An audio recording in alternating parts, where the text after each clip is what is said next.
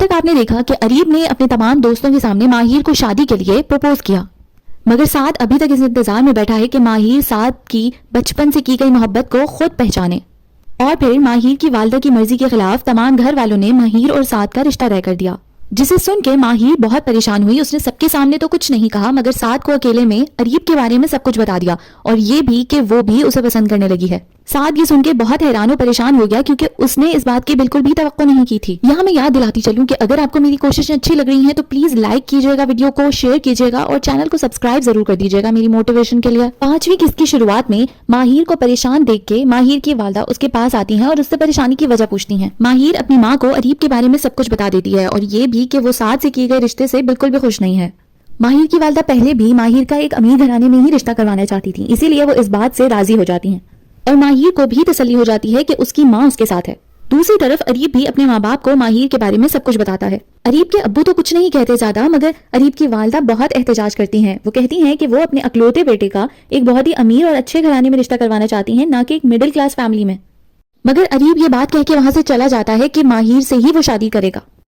یہاں سعد کی بہن نیلو سعد کے چہرے پہ بات پکی ہونے کے بعد سے صرف پریشانی اور افسردگی ہی دیکھ رہی ہوتی ہے، اور اس بات کا ذکر وہ اپنی ماں سے بھی کرتی ہے، مگر وہ اس بات کو اس کا وہم بتا کے اسے ٹال دیتی ہیں۔ اگلے سین میں اریب کے والد اپنی بیگم سے اس بات کا اظہار کرتے ہیں کہ ان دونوں کو اپنے بیٹے کی خوشی میں خوش ہونا چاہیے، اور ان کا بیٹا جہاں رشتہ کرنا چاہتا ہے وہاں اس کا رشتہ کروا دینا چاہیے،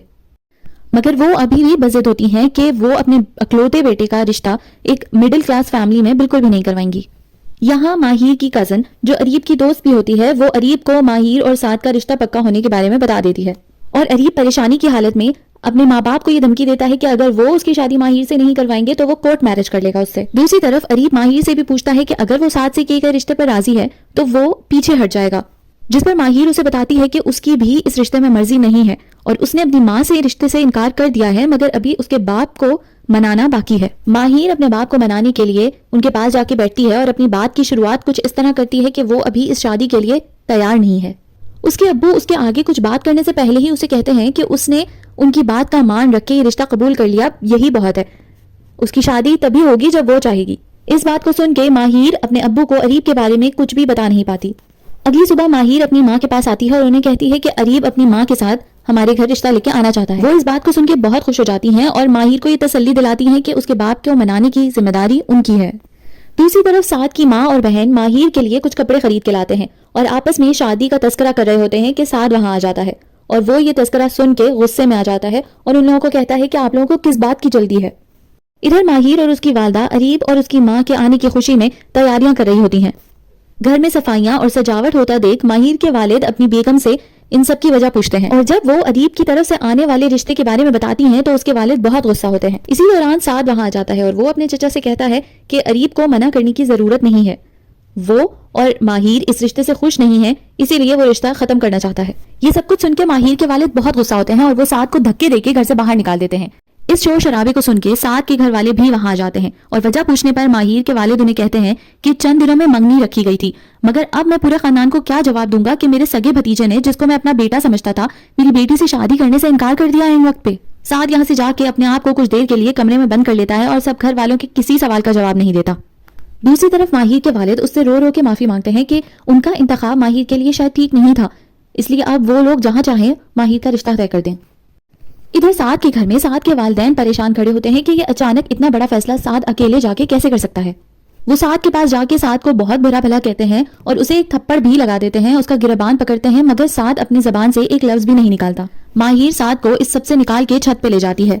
ماہر سعد سے کہتی ہے کہ اس نے جو اس کے ساتھ دوستی نبھائی ہے اس کا صلہ اسے ضرور ملے گا، اور وہ جسے چاہے گا اسے پالے گا۔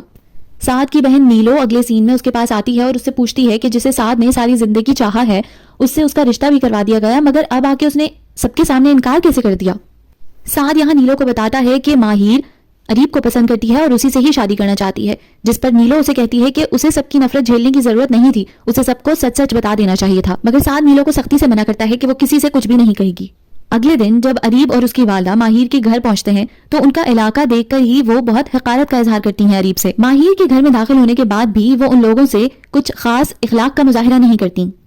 اور پھر جب ماہر چائے لے کے ان کے سامنے آتی ہے تو اسے دیکھ کر وہ فوراً سے یہ کہہ کے اٹھ جاتی ہیں کہ ہم نے لڑکی کو دیکھ لیا اور اب ہم یہاں سے جا رہے ہیں۔ اریب کے منع کرنے کے باوجود اس کی والدہ بغیر کچھ کہے وہاں سے اٹھ کے چلی جاتی ہیں۔ اریب، ماہر اور اس کے والدین یہ سب کچھ حیرانی اور پریشانی سے بس دیکھتے ہی رہ جاتے ہیں۔ اس ویڈیو کو یہاں تک دیکھنے اور سننے کا بہت بہت شکریہ۔ موٹیویشن کے لیے ویڈیو کو لائک، شیئر اور چینل کو سبسکرائب ضرور کر دیجیے گا۔